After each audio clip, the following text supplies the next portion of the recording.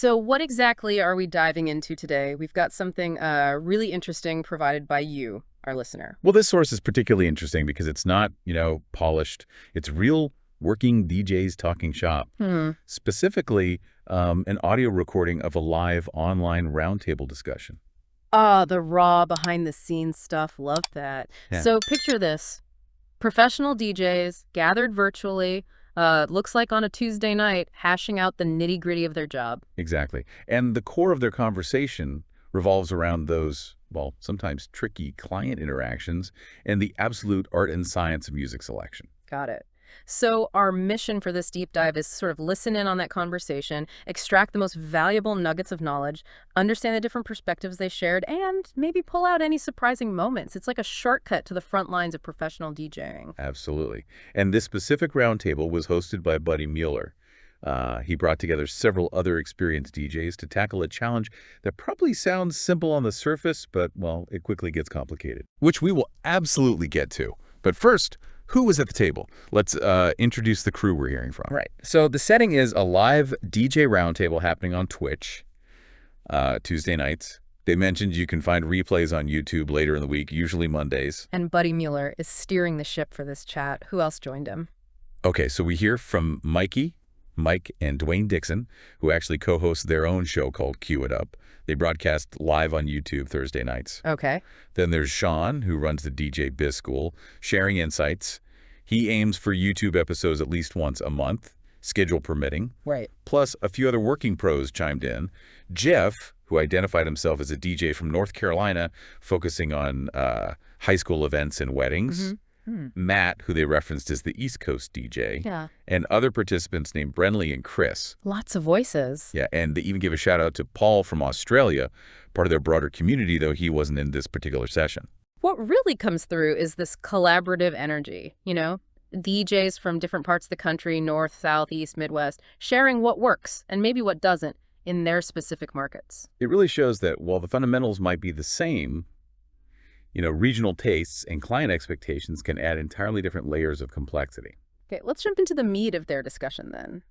The big topic that generated a lot of conversation.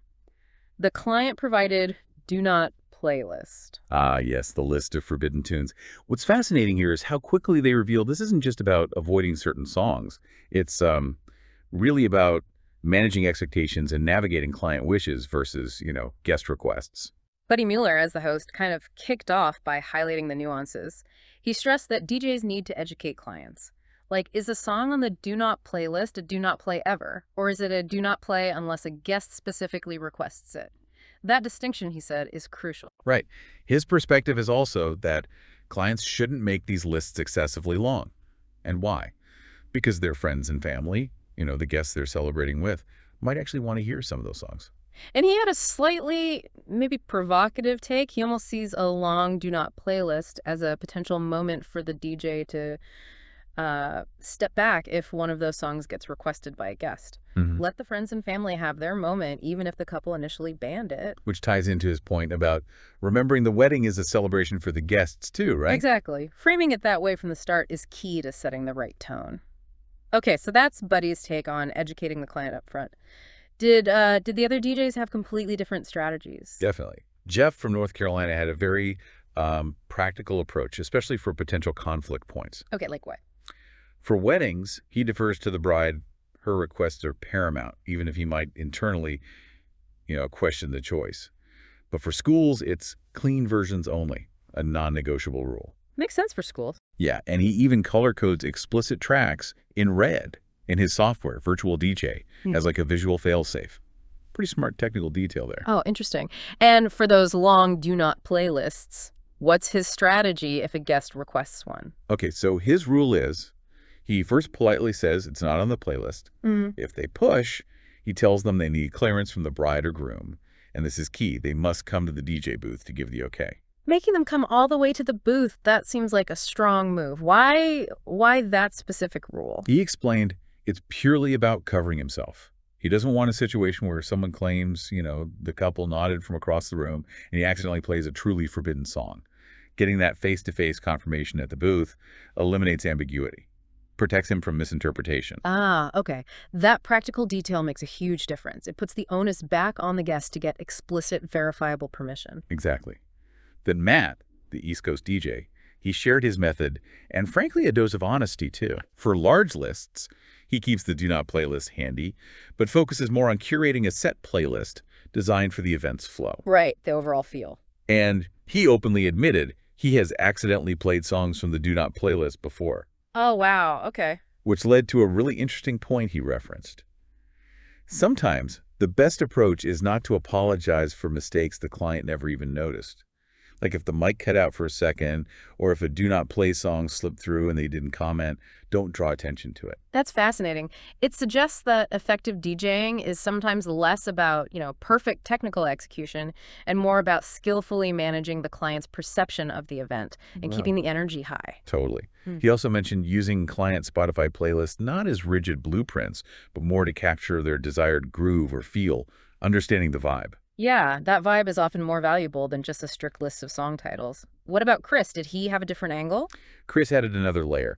He starts by asking clients early on if they even want him to take guest requests during the event at all. Oh, okay. So setting that boundary up front. Exactly. If the answer is no requests, the do not playlist becomes absolute hard ground, as he put it.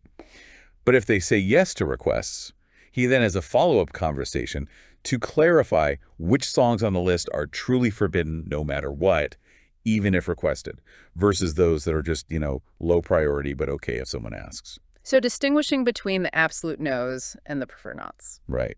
He noted 10-20 songs is typical, manageable, but lists of 50 plus are rare. He humorously called that the Bridezilla playlist. A Bridezilla playlist. Yeah, that really paints a picture. You can instantly imagine the difficulty there. Dwayne Dixon from the Cue It Up show, she talked about using technology to manage this, right? Yeah, he uses the Vibo planning tool, which sounds pretty great because it lets clients add songs to various lists, including their Do Not playlist online, whenever it's convenient for them. Okay, that seems helpful. But here's a key practical tip he shared. He closes the Vibo list after the final planning meeting, usually the week before the event. Ah, why is that? To prevent those last-minute surprise additions or changes that just appear without any direct communication, avoids creating chaos right before showtime. Smart. Proactive step to avoid potential headaches. Definitely. And he shared a really valuable insight for dealing with large do not play lists. Hmm. He asks clients why those songs are on the list. Oh, interesting. Not just what, but why. Exactly. He's discovered it's often not a genuine dislike for the song itself, but maybe a reaction to a bad past experience, like a different DJ played all the cliche songs back to back, and the client is afraid he will do the same thing. That's a great insight. The list can be a symptom of past DJ trauma or expectations, not just pure musical taste. Right. He gave an example of a couple who said no country music.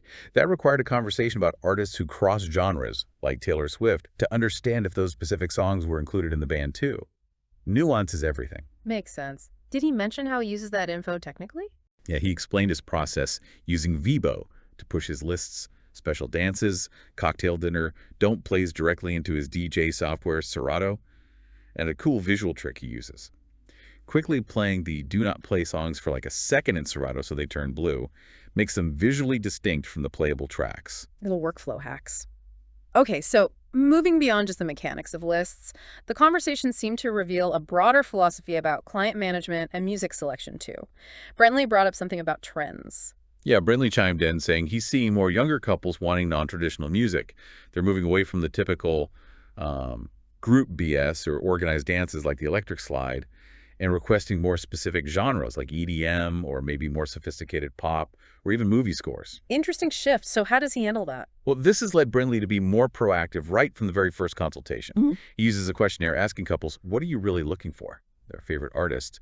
And crucially, early on, he asks how big they think their do not playlist might be. Asking about the do not playlist size right at the start. Yeah, it gets them thinking about it, and it helps them quickly figure out if he's the right musical fit for their vision and if their expectations line up with what he offers.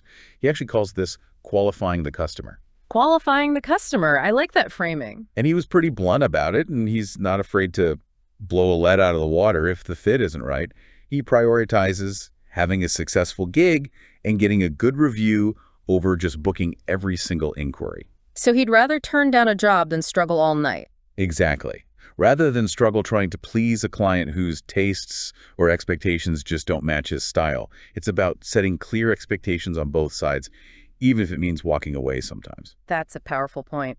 And it seems like this led perfectly into the debate about those, ubiquitous organized dance songs, Cupid Shuffle, Cha-Cha Slide, YMCA, Oh Celebration. yeah, Uptown Funk, Can't Stop the Yeah. Feeling, all those. Yeah. There's a clear divide among DJs here. Some see these as essential tools, almost guaranteed floor fillers. Well, others. Others view them more as a crutch for DJs who maybe aren't as skilled at reading a crowd or mixing creatively. Right. Sean mentioned a recent wedding where the Do Not playlist was like 28 songs long, and guess what? Many of those cliches were on it. See?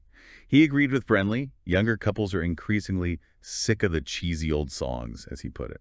And Matt added that he feels even Uptown Funk, which is a more recent staple, he thinks it flops 50% or more of the time anymore, really depending on the specific crowd right there in front of him. Which really emphasizes their point about having a diverse music library and, as they said, playing to the specific crowd right in front of you, moment by moment, not just relying solely on a rigid playlist or general charts like Billboard 100 or Crate Hackers. So those charts are useful, but maybe not the whole story. Right. They're seen more as references or maybe guidelines tied to specific markets, not like universal rules for every single event.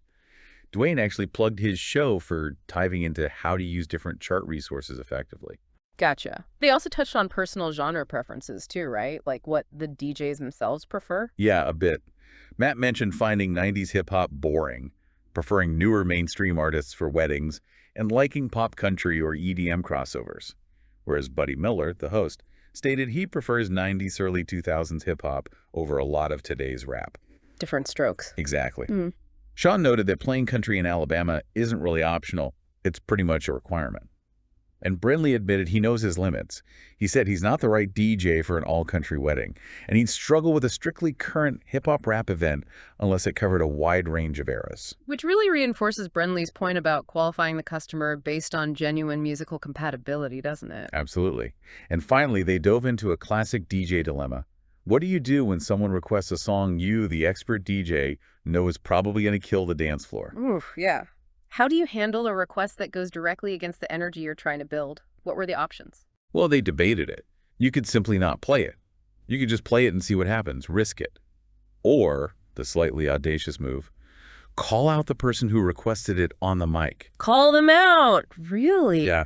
Brenly describes sometimes doing that, and apparently sometimes they'll actually withdraw the request after being put on the spot like that. Huh. Interesting tactic. He also shared some anecdotes from clubs where he played seemingly strange requests, like Nelly's the Fix or Fergie's Big Girls Don't Cry, and because he had a read on that specific crowd, they unexpectedly worked. Shows the importance of reading the room. Definitely. And Chris mentioned an upcoming wedding where they're doing this round-robin structure, where guests actually request songs live on the microphone, putting the requester right there for everyone to see and hear. Wow, that's certainly one way to handle it. Intense. And they shared some humorous tales of simply cutting songs off abruptly midstream if they weren't working, like ending Save a Horse, Ride a Cowboy early, or cutting Lil Jon's Get Low right after the famous Put Your Hands Up part. Bold moves shows you have to be ready to react in real time, not just stick to a plan. Those anecdotes really highlight the dynamic, unpredictable nature of reading a live crowd versus just, following a list. So wrapping this up, what does this all mean for you listening to this deep dive into the DJ world? Well, if you're planning an event, especially one involving a DJ, understanding these perspectives is incredibly valuable, I think. It shows you what's going on in the DJ's mind and the practical challenges they face managing all these diverse preferences and expectations. Yeah, it highlights that clear communication from your side about what you really don't want is essential. But it also shows that finding a DJ whose overall philosophy on lists, genres, crowd interaction, all that stuff, finding someone who aligns with your vision is crucial for a successful event. Ultimately, it gives you a peek behind the curtain at how these professionals navigate that tension between client requests, guest happiness, and keeping the dance floor alive. They're often adapting constantly on the fly. That was a really fascinating look at the practical realities of DJing, straight from the source. Indeed. A lot of shared wisdom and some very practical tips in there. So here's a final thought for you to consider as you plan any event or maybe hire any creative professional. When you're briefing them, how much detail should you provide to guide their work? And where do you draw the line? Where does clear instruction end and potentially limiting their ability to use their expertise and adapt to the live situation begin? Is that long, do not playlist your most helpful tool, or could it inadvertently become an obstacle to the professional reading the room effectively? Something to think about for your own planning challenges, definitely. And hey, if you want to hear more from some of these specific DJs mentioned, Buddy Mueller pointed out you can check out Cue It Up with Dwayne and Mike on Thursdays on YouTube, and the DJ Biz School with Sean, also on YouTube. Great resources mentioned directly in the source material we explored today. Thanks for joining us for this deep dive.